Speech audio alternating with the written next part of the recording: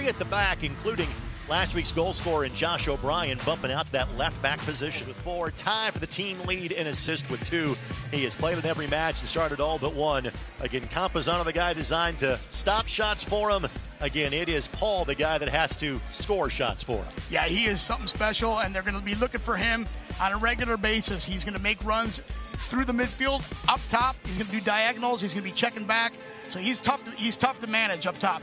Our officiating crew for tonight's contest: Natalie Simon is our referee, Christian Little, Brian Marshall our assistant referees, and Rogelio Alvarez is our 4th official. Sun makes its appearance out from behind those clouds. Again, for those of you watching from Northern California or parts outside of Indianapolis, this is an east-west pitch alignment.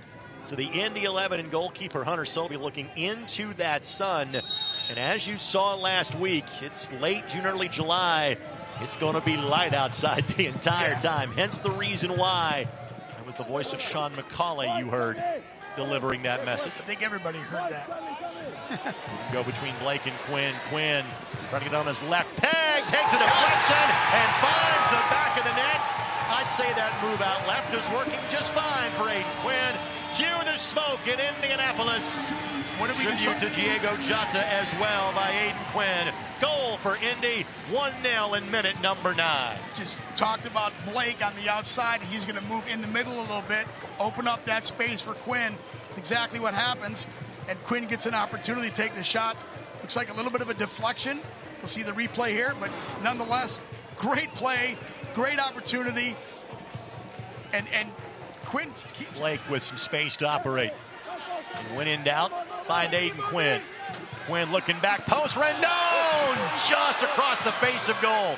Amoh couldn't get to it in time. Blake comes inside, but you're not showing it here before Quinn hit that ball. Blake comes inside, opens up that space for Quinn, and Quinn serving it in. It's Ponga.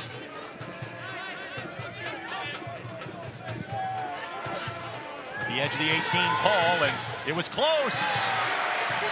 A shot rifled from the edge of the 18 that Sulte has to lift up and over the bar.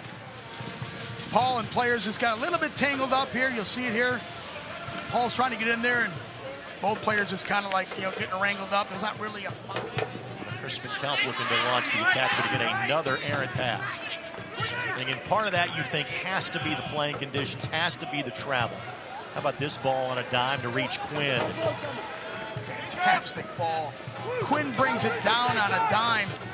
And Foster, who again, you witness his explosive speed, so impressive. You can't mark him because you don't know where he is. He's like a ninja. Cut back to Foster. Foster inside of the 18. Foster PK. goes down. PK. Penalty. Well, with the added time, Indy gets a look from the spot. And the first real action to create. And here he does it again. He gets the ball here and just takes players on 1v1. A great give and go. 1v1, both players are clearly. Indy made 7 days ago. They make 1 here. Goal for Jack Blake. It's a 2-goal lead for the Indy 11 heading into halftime. Great shot. In a PK situation as a shooter, what a great half and a great lead here for Indy 11. I can tell you this is one of the longer first halves in Indy 11 history. And with that, we're done.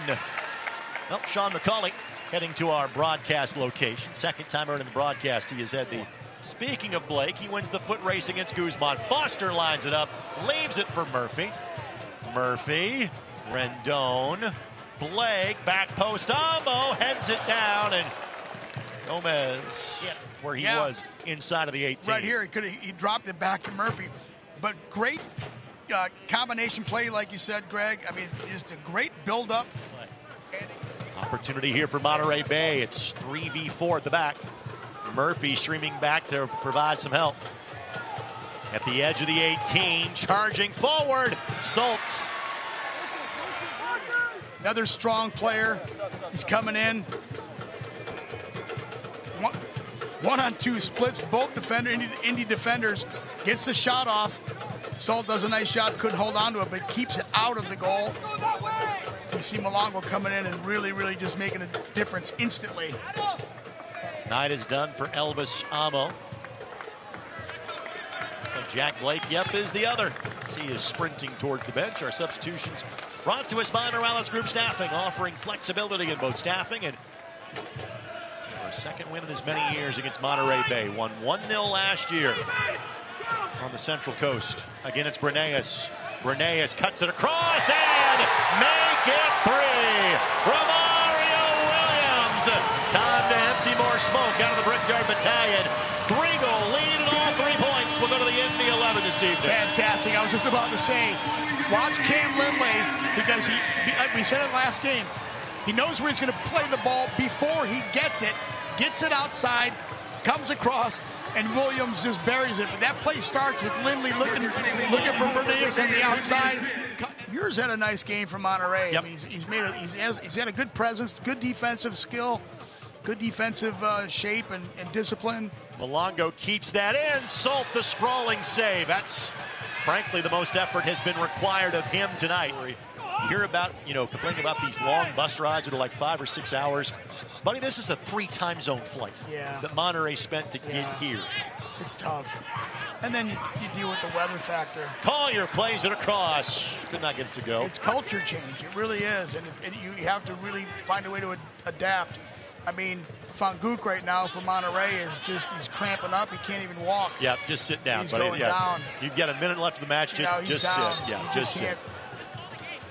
Let him help him to the sideline and say, hey, stay there. We'll play a man down for 40 seconds and call it a night. It's tough. It's tough. And it's been a high-paced game. These guys have really, really worked hard. And it's not like the guys from Indy 11 are in better shape. It's just the weather has been like this for the last 3 weeks. We're more accustomed to it. Your body has time to get acclimated to it. Absolutely. It plays a factor.